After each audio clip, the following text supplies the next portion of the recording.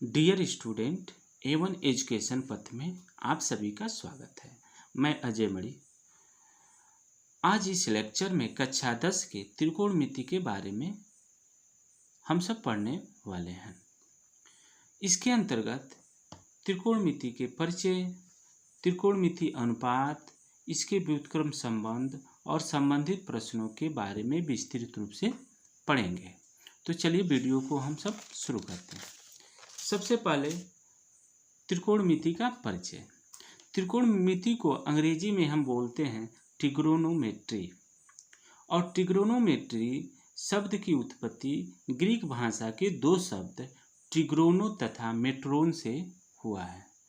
और ट्रिग्रोनो का जो ग्रीक भाषा में अर्थ होता है तीन भुजा, और मेट्रोन का अर्थ होता है मापन।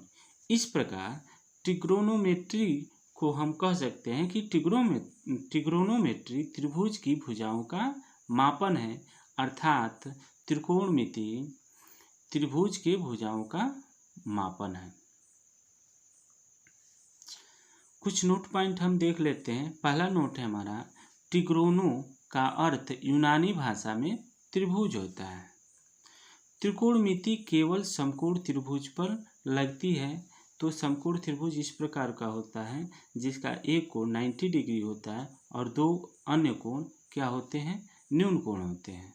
तो 90 अंश के सामने की जो ये भुजा होती है इसको हम कर्ण कहते हैं। अगर किसी न्यून कोण के सापेक्ष में अगर हम देखते हैं तो थीटा के सामने की भुजा को लंब कहते हैं, और जिस पर ये कोण बना होता है उसको हम आधार कहते हैं। इस प्रश्नावली में यह एक सूत्र प्रयोग होगा जिसको हम कहते हैं पाइथागोरस प्रमेय। ये है कर्ण का स्क्वायर बराबर लंब का स्क्वायर धन आधार का स्क्वायर। इसके बाद से त्रिकोणमिति का सबसे मुख्य उद्देश्य किसी त्रिभुज के शेष भुजाओं और कोणों को ज्ञात करना है। अगला है हमारा त्रिकोणमिति अनुपात। त्रिकोणमिति अनुपात, ट्रिग्नोमेट्रिक रेशियो। त्रिकोणमिति अनुपात क्या है? एक समकोण त्रिभुज की भुजाओं के कुछ अनुपातों को उसके न्यून कोण के सापेक्ष अध्ययन को कोणों के त्रिकोणमिति अनुपात कहते हैं। यानी एक समकोण त्रिभुज की भुजा के कुछ अनुपात को उसके न्यून कोण के सापेक्ष अध्ययन ही क्या कहलाता है? त्रिकोणमिति अनुपात कहलाता है। चलिए तो यहाँ पर देखते हैं कि एक यहाँ पर कोण थीटा है और इस पर ये PM AB पर लंब है, AB पर लंब है। तो इस समकोण त्रिभुज ये बन रहा है PAM, एक समकोण त्रिभुज बन रहा है। तो इस समकोण त्रिभुज के अंतर्गत हम त्रिकोणमिति अनुपात निकालेंगे।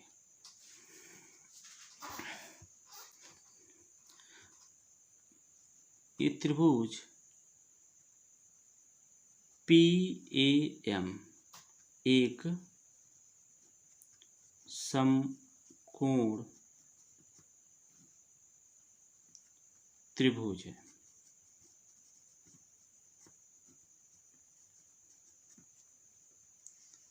जिसमें कोण A बराबर थीटा और कोण M बराबर 90 डिग्री है। अर्थात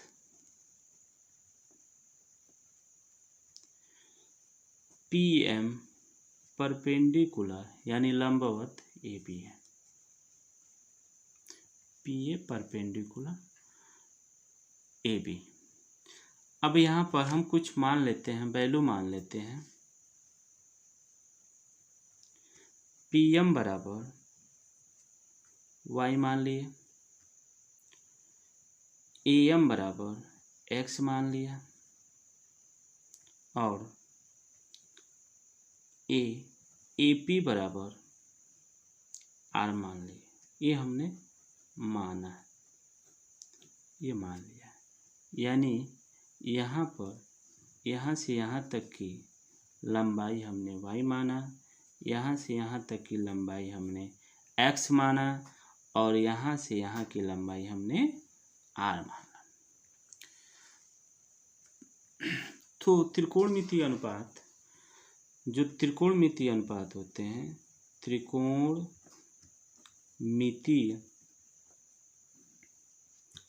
अनुपात कुल 6 होते हैं। कितने होते हैं? 6 होते हैं। तो 6 के बारे में पढ़ेंगे। पहला जो होता है हमारा साइन। साइन ये न्यून कोण है, जो ये थीटा जो है हमारा क्या है? न्यून कोण है। तो साइन थीटा बराबर हमारा होता है लंब बटा कर्ण होता है, यानी इसको हम y बटा r लिख देते हैं।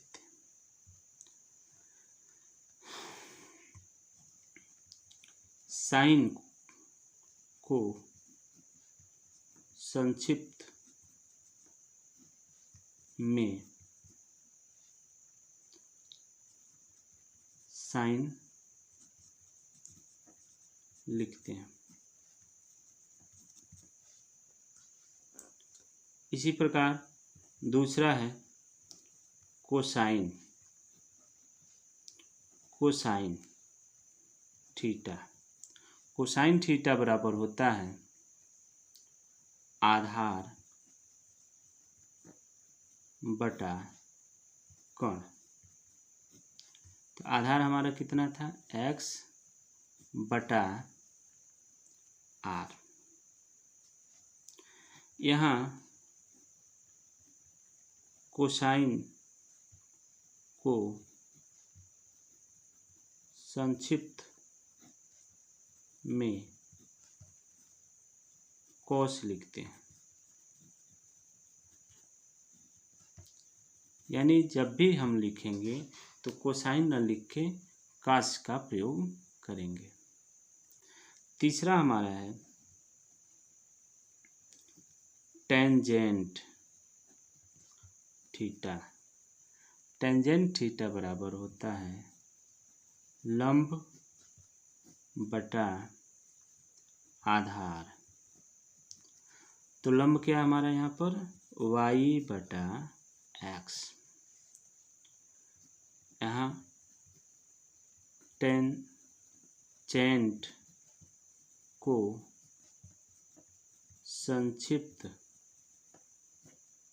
संक्षिप्त में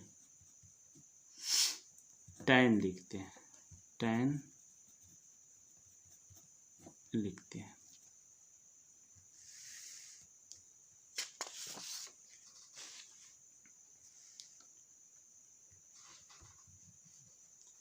इसके बाद चौथा है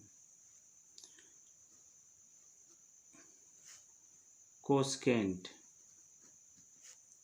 थीटा। कोसेकेंट थीटा बराबर होता है कर्ण बटा लंब, यानी हमने कर्ण को क्या माना था? r बटा क्या है? y।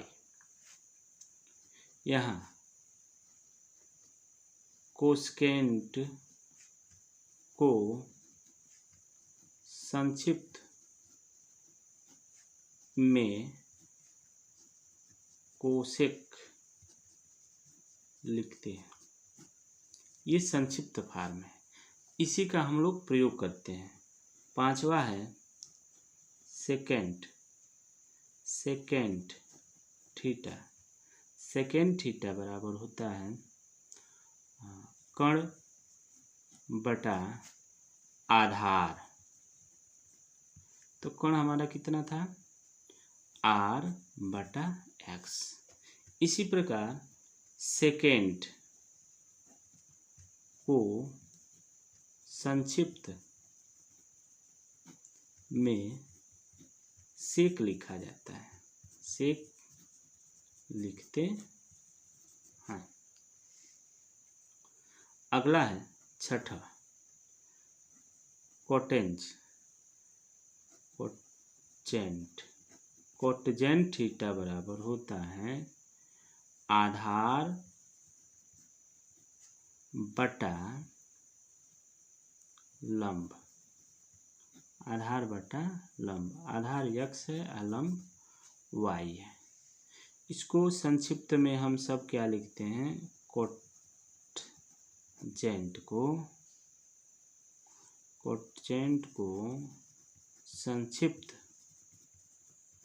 में कोट लिखते हैं। इस प्रकार ये 6 त्रिकोणमिति के बारे में हम सभी जान गए। तो सबसे पहले यानी अर्थात फिर हम एक बार रिवाइज कर दें। साइन थीटा, ये संक्षिप्त फॉर्म में लिख रहे हैं, लंब बटा कर्ण। कोस थीटा बराबर आधार बटा कर्ण। टैन थीटा, ये सभी संक्षिप्त फॉर्म में ही हम लोग प्रयोग करेंगे। लंब बटा आधार और कोसेक थीटा बराबर कर्ण बटा लंब। सेक थीटा बराबर कर्ण बटा आधार और ये आधार है। उसके बाद कॉट थीटा बराबर आधार बटा लंब। एक ट्रिक है, इस ट्रिक के माध्यम से हम 6 त्रिकोणमिति के अनुपात का बारे में आसानी से याद कर सकते हैं। इसको कहते हैं लाल बटा काका, यानी L से हम लंब मानेंगे, A का मतलब आधार होता है और K का मतलब होता है कर्ण। तो इस प्रकार देखिए, लंब बटे कर्ण किसका अनुपात हो गया, साइन थीटा का। आधार बटे कर्ण कॉस थीटा का। लंब बटे आधार टैन थीटा का। फिर उल्टा पढ़ेंगे, कर्ण बटा लंब कोसेक का हो गया, कर्ण बटा आधार सेक का हो गया, आधार बटा लंब कॉट का हो गया। तो इस प्रकार हम लोग त्रिकोणमिति के 6 अनुपात के बारे में जान चुके हैं। फिर अगला है, कुछ नोट पॉइंट देख लेते हैं हम सब। साइन थीटा का अर्थ होता है थीटा का साइन, न कि साइन गुणे थीटा। विद्यार्थी ये भ्रम में न रहे कि साइन और थीटा है तो इन दोनों के बीच में गुणा का चिन्ह है। नहीं, ये साइन का अर्थ होता है, साइन थीटा का अर्थ होता है थीटा का साइन, न कि साइन गुणे थीटा। गुणनफल नहीं होता है, ठीक है। इसी प्रकार अन्य जो त्रिकोणमिति अनुपात हैं इसी प्रकार ही हैं। तो आप ये गलती कभी न करिएगा कि साइन थीटा का मतलब ये नहीं समझिएगा कि साइन गुणे थीटा। अगला है हमारा व्युत्क्रम संबंध, त्रिकोणमिति अनुपात का व्युत्क्रम संबंध, रेसिप्रोकल रिलेशन। तो अभी हम निकाले हैं कि साइन थीटा बराबर लंब बटे कर्ण और कास थीटा बराबर क्या है, कर्ण बटे लंब। तो इन दोनों को अगर देखा जाए तो साइन थीटा कास थीटा का क्या है, व्युत्क्रम है। इसी प्रकार कॉस थीटा सेक थीटा का व्युत्क्रम है और टेन थीटा कॉट थीटा का व्युत्क्रम है। तो ये तीन इन तीन का व्युत्क्रम है, या ये तीन इन तीनों का व्युत्क्रम है। तो इस प्रकार हमें लिख सकते हैं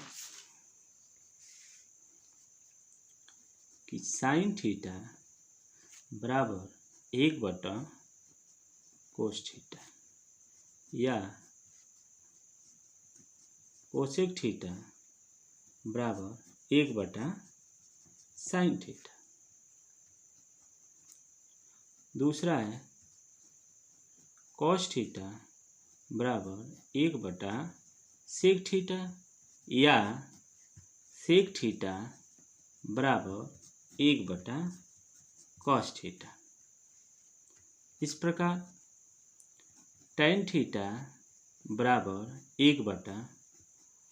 1/cot थीटा या cot थीटा बराबर 1/tan थीटा। तो ये एक दूसरे के क्या हैं, साइन और कोसेक एक दूसरे के व्युत्क्रम हैं। इसी प्रकार कास और सेक एक दूसरे के व्युत्क्रम हैं। इसी प्रकार tan और cot एक दूसरे के व्युत्क्रम हैं। और एक और होता है tan थीटा बराबर साइन थीटा बटा कास थीटा तथा cot थीटा बराबर cos थीटा बटा साइन थीटा भी होता है। तो इन सभी सूत्रों का हम प्रयोग जो पहले अध्याय एनसीईआरटी के जो पहला अध्याय है उसमें हम सब करने वाले हैं। कुछ और नोट पॉइंट देख लेते हैं। महत्वपूर्ण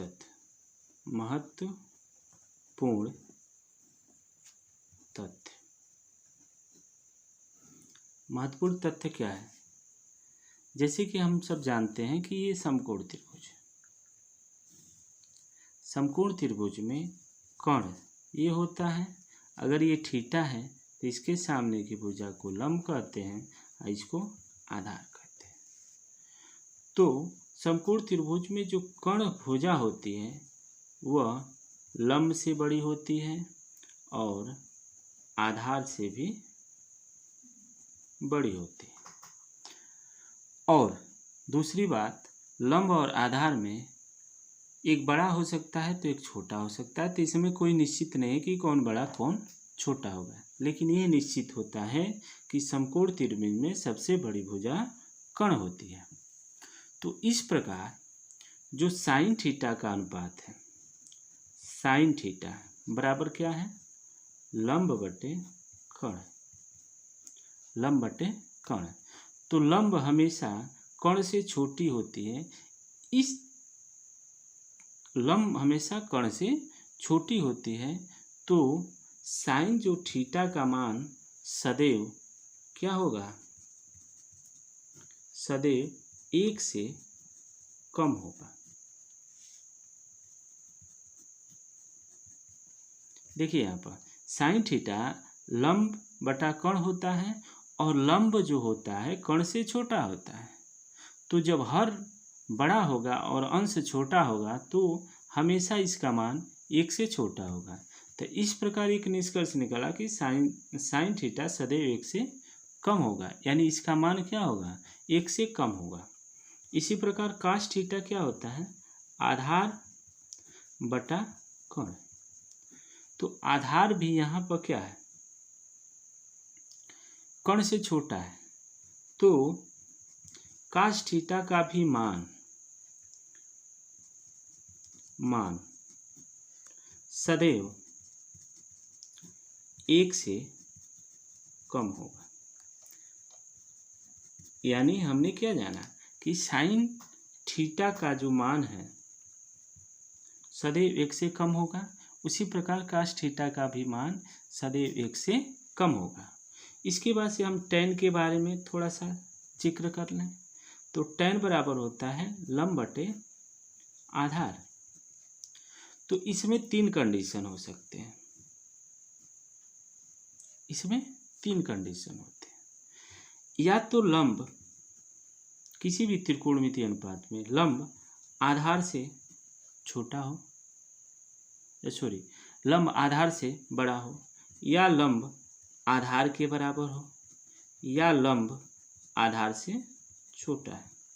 तो इन तीनों कंडीशन में इसका जो मान होगा,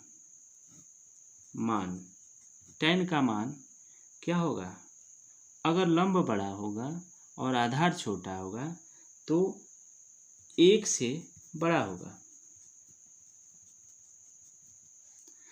इसका जो मान होगा, यदि लंब और आधार बराबर होगा तो 1 होगा, और यदि लंब छोटा होगा आधार से तो यानी अंश छोटा हो गया हर से, तो इस कंडीशन में जो मान होगा वो 1 से छोटा होगा। तो हमने क्या देखा कि जो tan थीटा का मान है 1 भी हो सकता है और 1 से छोटा भी हो सकता है और 1 से बड़ा हो सकता है। तो इस प्रकार इसका मान जो tan थीटा का जो मान आएगा, tan थीटा का मान माइनस अनंत से लेके अनंत तक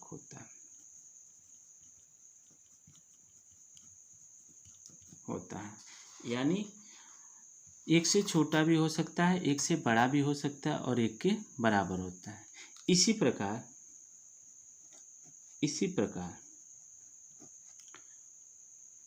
cot थीटा का भी होगा। cot थीटा का मान माइनस अनंत से लेके अनंत तक होगा।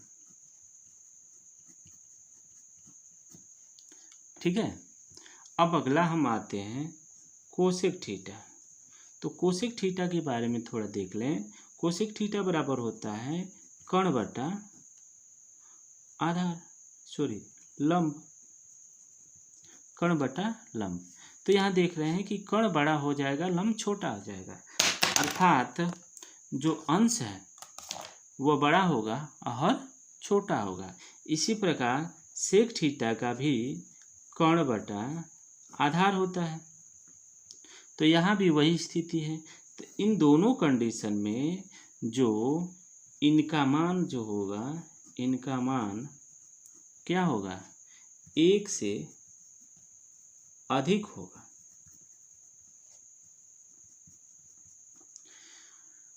तो बच्चों ये सबसे इम्पोर्टेंट महत्वपूर्ण तथ्य है, महत्वपूर्ण जानकारी है कि किसी भी समकोण त्रिभुज में कर्ण सबसे बड़ी भुजा होती है और इसके अकॉर्डिंग सभी अनुपात निकाले गए हैं।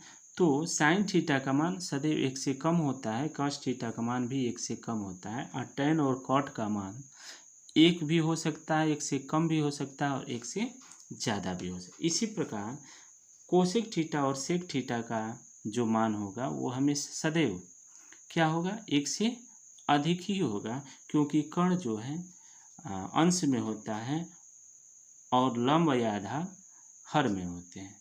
तो इस प्रकार हम इस तरह के क्वेश्चन बोर्ड परीक्षा में बनते हैं। तो हम अगर ये जानकारी जानते हैं तो हम आसानी से इस तरह के क्वेश्चन को कर सकते हैं। अब प्रश्नावली है हमारा 8.1, ये एनसीईआरटी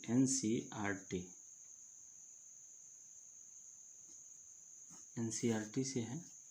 ये प्रश्नावली 8.1 है। तो इसमें दिया गया है त्रिभुज ABC में जिसका कोण B जो समकोण है, यानी B जो है 90 अंश का है। तो AB बराबर 24 सेमी और BC बराबर 7 सेमी। तो निम्नलिखित का मान ज्ञात कीजिए। पहला sine A cos A, sine A sine C cos A। तो सबसे पहले हम क्या करते हैं, एक त्रिभुज समकोण त्रिभुज बनाते हैं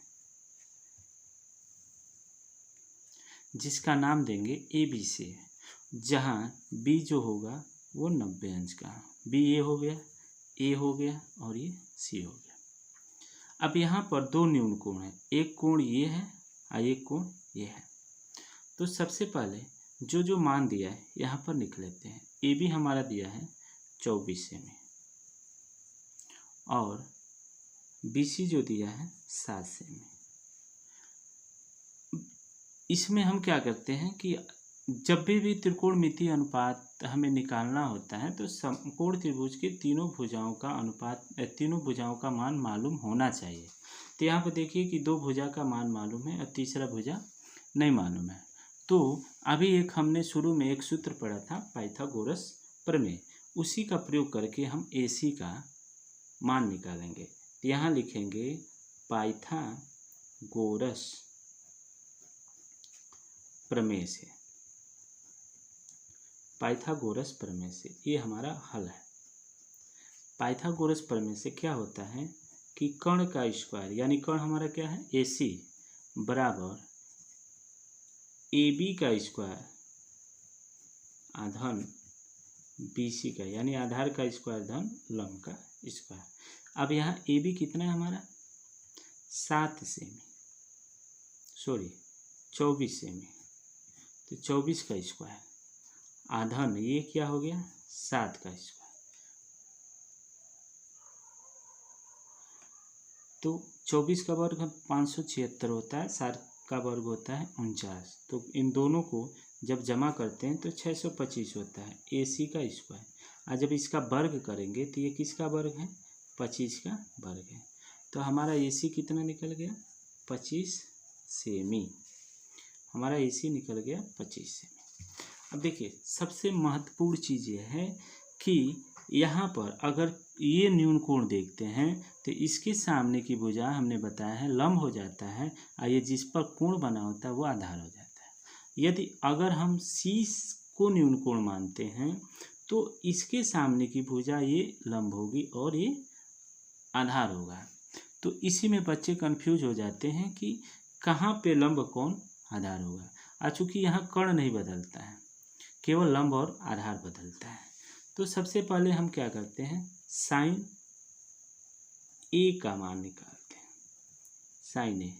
तो साइन A बराबर क्या होता है, यानी साइन थीटा बराबर लंब बटे कर्ण होता है।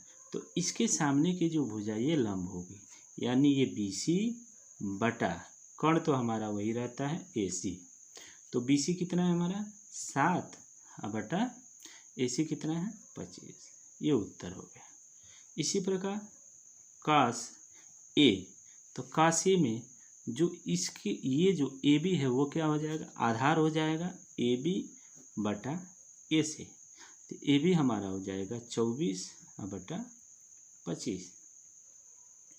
उसके बाद से दूसरा जो ये पहला है, दूसरा जो हमें निकालना था साइन से, तो साइन से यानी लंब बटे कर्ण होता है। लेकिन यहाँ पर देखो ये कोण C है तो इसके सामने की भुजा ये लंब होगी, यानी लंब की जगह हम क्या लिखेंगे AB और कर्ण की जगह AC। तो AB हमारा हो जाएगा 24 बटा 25।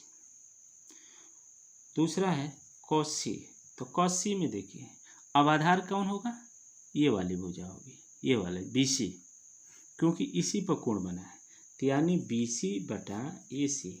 तो BC हमारा कितना है 7 बटा 25।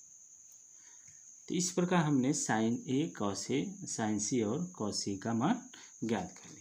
हमेशा हमको ये ध्यान रखना है कि जिस न्यून कोण से अनुपात हम निकालते हैं उसके ठीक सामने वाले भुजा को लंब मानेंगे और जिस पर ये कोण बना होगा उसको आधार मानेंगे। चलिए दूसरा क्वेश्चन हम लोग चलते हैं। NCERT का दूसरा क्वेश्चन है आकृति में P, यानी ये आकृति दिया गया है, इससे हमको tan P और cot R का मान ज्ञात करना है माइनस। तो सबसे पहले तो हम क्या करते हैं इसमें देख रहे हैं कि ये तीनों भुजाओं का मान नहीं दिया, दो भुजा का मान दिया है। तो सबसे पहला काम हमारा होता है कि इन भुजा का मान ज्ञात करना है। तो हल में हम इसमें भी हम क्या लगाएंगे पाइथागोरस प्रमेय।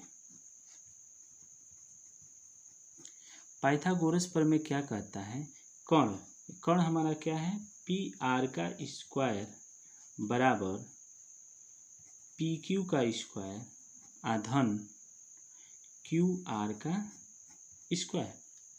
अब जो जो मान दिया है वो हम रख देते हैं। तो यहाँ पर 13 का स्क्वायर आधन ये 12 का स्क्वायर, ये हमारा मान इसको निकालना है। तो ये हमारा हो जाएगा 169, 13 का वर्ग, ये 144 आधन QR का होल स्क्वायर। तो यहाँ QR का होल स्क्वायर इसको इधर भेजेंगे तो घट के हमें क्या दे देगा 5 और 4, 6 में से 4 गया तो 2, यानी 25 हो गया। यानी QR जो होगा इसका वर्गमूल क्या हो जाएगा हमारा 5। तो इस तरह क्यू आर का मान कितना हो गया 5। इसके बाद हम पहले निकालते हैं tan p। तो tan थीटा बराबर क्या होता है, लंब बटे आधार होता है। तो यहाँ p जो ये है, तो इसके सामने की भुजा ये लंब होगी और ये वाला भुजा आधार होगी। तो ये लंब क्या हो जाएगा, क्यू आर बटे पी क्यू। यानी इस प्रकार हमें हो गया क्यू आर कितना है 5 और पी क्यू कितना है 12। अगला हमें निकालना है कॉट आर। तो कॉट आर यानी इस कोण से हमें देखना है। तो इस कोण के सामने की भुजा क्या हो गई, लंब हो गई और ये आधार हो गया। तो कॉट थीटा क्या होता है हमारा, आधार। तो आधार कौन है भाई, ये है क्यू आर। क्यू आर बटा पी क्यू। लंब हमारा क्या हो गया, यहाँ पर चेंज हो गया लंब पी क्यू। तो इसका भी मान हमारा 12 5/12 आएगा। और जिसका मान हमको निकालना है यानी tan p minus cot R. तो tan p का मान कितना है 5/12 माइनस 5/12। इस प्रकार ये क्या हो गया, 5/12 में से 5/12 घटेगा तो ये पूरा का मान पूरा 0 हो जाएगा। तो यही हमारा आंसर होगा। तो डियर स्टूडेंट, इस प्रकार आप आसानी से सभी क्वेश्चन को प्रश्नावली 8.1 के सभी क्वेश्चन को कर सकते हैं। यदि आप ये वीडियो अंत तक देखे होंगे तो आप आसानी से, इसमें कोई दिक्कत नहीं हो। अगर कोई दिक्कत है तो आप कमेंट करें और हम उसका समस्या का हल जरूर करेंगे। धन्यवाद।